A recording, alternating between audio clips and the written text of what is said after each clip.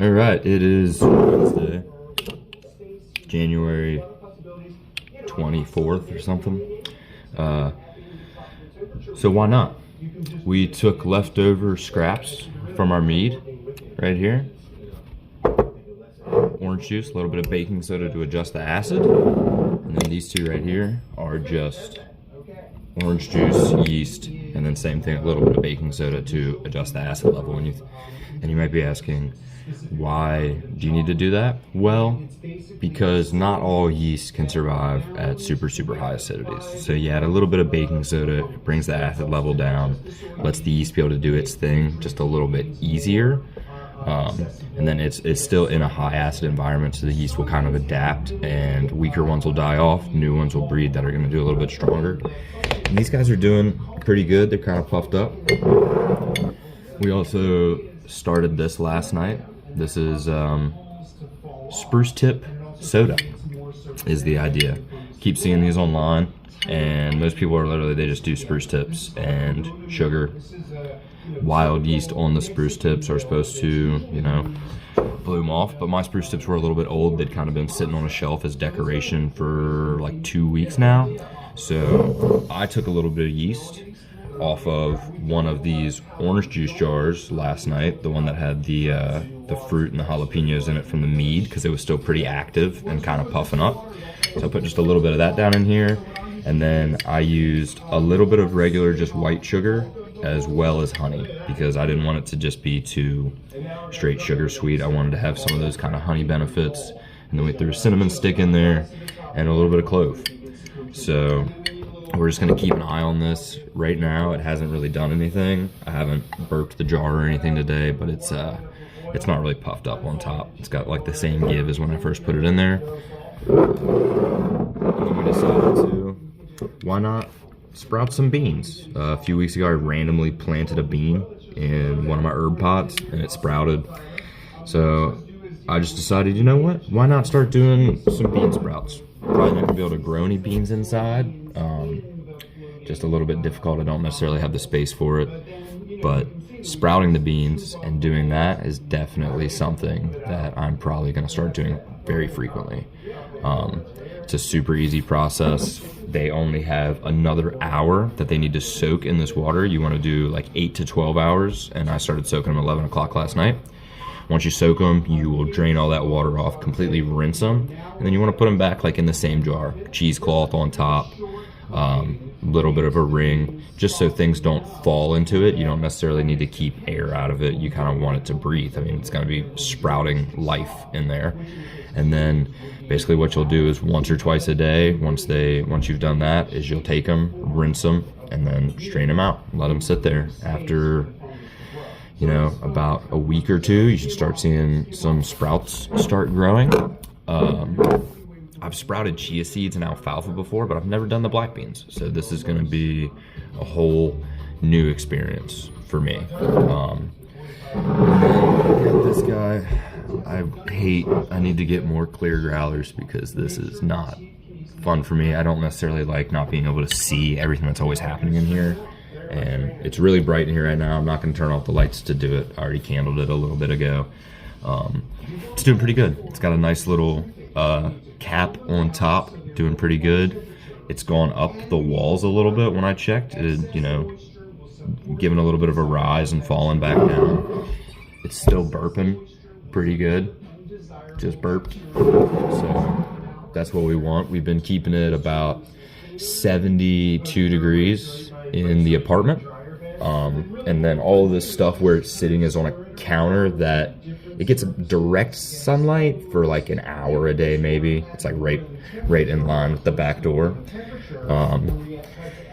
but it doesn't get a ton of light, so it's getting enough to just get that little bit of warmth. I don't want it to just be getting blasted with sunlight all day, but like I said, we're keeping about 72 in here. It's not super hot. It's going to be a little bit of a slower ferment, but I want these on the counter, just especially where I can't see this one and I have long days at work. So putting these like on top of the fridge where it'd be a little bit warmer, where the heat of the appliance is coming off and then kind of circulating behind it and hitting them, is a good spot to put ferments. And that's typically where I'll do a lot of my vegetable ferments is I'll put them on top of the fridge, you know, come home, put them on the counter, check them, put them back on the fridge overnight just because it's slightly warmer. But I don't want to do that with these because, again, I'm not trying to have anything explode. I don't want my roommate to come home and text me and be like, dude, there's glass everywhere and orange juice, I think. What's happening? Because, yeah, these things can get crazy sometimes. Same thing where I don't know what this is going to do, you know. It might do nothing. It might sit here for a few days and I have to throw it away because it gets gross. The yeast that were on here might not be alive anymore. But I wanted to see what was going to happen. And if this one doesn't work, I definitely want to go out and clip some spruce tips and try it again. Because it's supposed to be a very quick process. You do like a 2 or 3 day ferment on it, get something nice and soda-y, no alcohol content on it. Just a lot of CO2 from the first initial sugar consumption. So that'll be really cool to see if it works. But if not, it doesn't. Also looking into getting some kefir grains for doing sodas. Hopefully going to talk to a really good friend of mine soon who is one of the, I don't want to say his title wrong. He works for Brewdog Brewing Company in Columbus, Ohio. And he's a fantastic brewer. He has taught me everything that I know about home brewing, and I still constantly go to him as a reference for anything home brewing related, especially if I kind of have a question. And doing the sodas is kind of, that's something new to me. Doing the sodas, I've never done the kombucha. He's very familiar with it. He makes a lot of kefir. I don't know how you're supposed to say it. I'm from West Virginia. I say kefir. And it's, it's a fun thing to get into. So I'm excited to do this. I'm excited to get some grains in and start testing them with different things. I'm excited to get some grains in and do some milks. I'm excited to get some water grains in to try and be able to do these sodas with. That's something someone I work with, the bar manager at the restaurant I work with, has also been trying to get into sodas, and our CDC, John, has also been wanting to try and do some sodas. So we've been talking, doing ginger bugs at work, doing ginger bugs here, which is something that the last time I tried to start one, I was busy, it got neglected, and it got gross. And that's, once you're starting them, you gotta be on top of it. So some fermentation projects are set it and forget it, especially if you got tops on things, you've got screw top lids with airlocks, you can put it somewhere and just be like, okay, I'll remember to check in on this in a week, 10 days, something like that. But a lot of these things you do, especially when you're starting a soda like that, you got to check it every day. You got to pop the jars every day, pop the bottles, burp the jars. You don't want anything exploding, and you don't want it to overcarbonate, but you also want to make sure that it is carbonating. So you need to be checking it to make sure it's actually doing what it's supposed to be doing, that the yeast are alive. And yeah, it's gonna be fun. The garden is getting geared up. This little apartment that we have, we're about to set up the best we can, get some shelves, that way we can have some hanging things on the walls for herbs, start getting seeds and everything started, so as soon as it gets warm outside, we can put plants outside on the shelves. Windowsill space is, right now, just house plants mostly. I don't really have much growing right now other than some herb propagations. But yeah, everything is going to start getting geared up soon, making cabinet space to do mushrooms in. It's going to be fun. It's going to be fun to have all of these cool things to not only just have for myself to eat, but to also have to play around with, to not have to be able to just get some seeds in and grow some really, really cool herbs and have them fresh all the time, be able to go over and just have anything I want to do something crazy. Like, I want to do a very medicinal mead today. Let's go grab some dandelions. Let's grab some rosemary. Let's grab some chamomile, some fenugreek, and just make this like super medicinal thing. So that's what we're excited for. And I figured today was Wednesday, so it's going to be why not Wednesdays? Because I woke up today and said, why not go ahead and make a YouTube video? I have no idea what I'm doing. The editing on it, there's going to be none. Obviously, this has basically been a one-shot video. But yeah, why not Wednesdays, where we're just gonna try some stuff out. It's not necessarily always gonna be fermentation related. You know, it could be sauces, it could be growing something that I've never grown before, but it's just gonna be about the why nots. And then hopefully, you know, I want to say that I want to try and post a YouTube video once a week, because why not? Then as things get going, I would like to try and post 2 really, you know, kind of in-depth, sorry, I talk funny, fermentation videos every month, you know, so that way you can have 2 videos with more of a step-by-step breakdown instead of me just kind of talking to you about what's going on.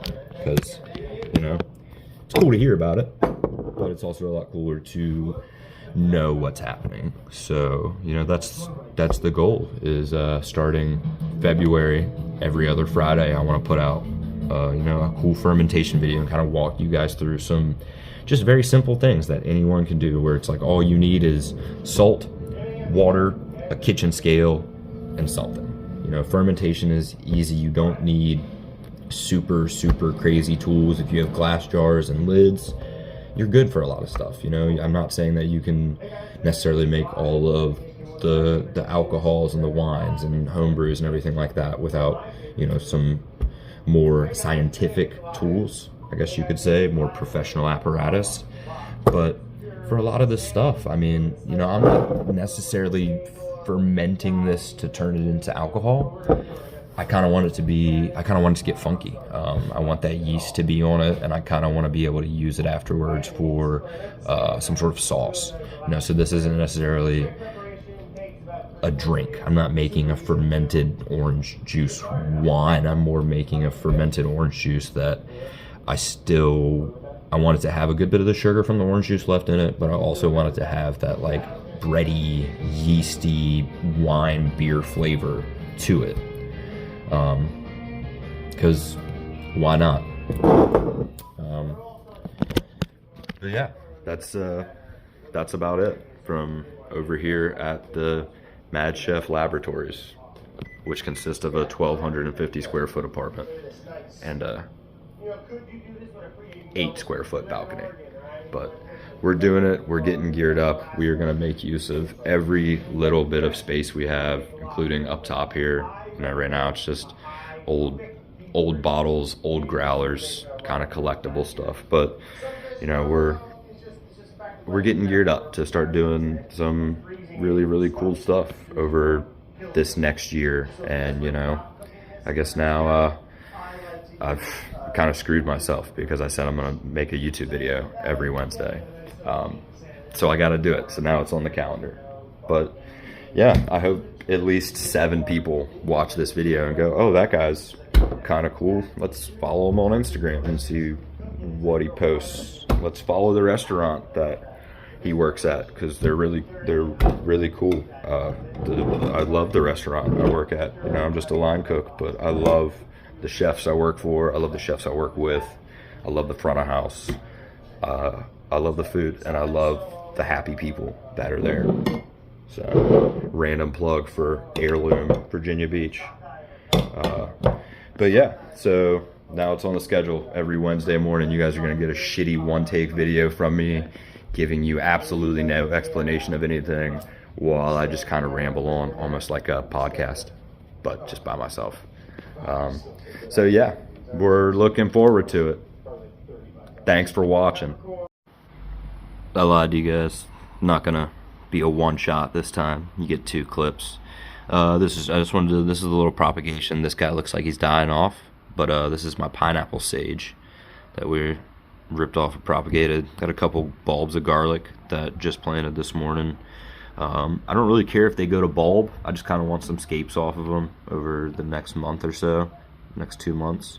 And then mint propagating, doing its best. This is the pineapple sage, all clipped down and trimmed, and hopefully it'll come back post-winter.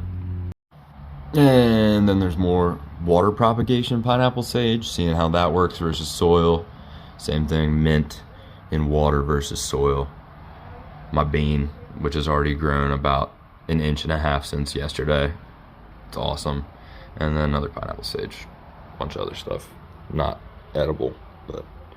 But we're getting there. Soon it'll be edible things everywhere. Whether you look and you think it's like a decorative house plant, then I just grab a leaf off of it and start eating it. It's gonna be, that's the goal, is to have at least 50% of the vegetation in this house or apartment to be edible in some way, whether it be raw, cooked, whatever. That's the goal.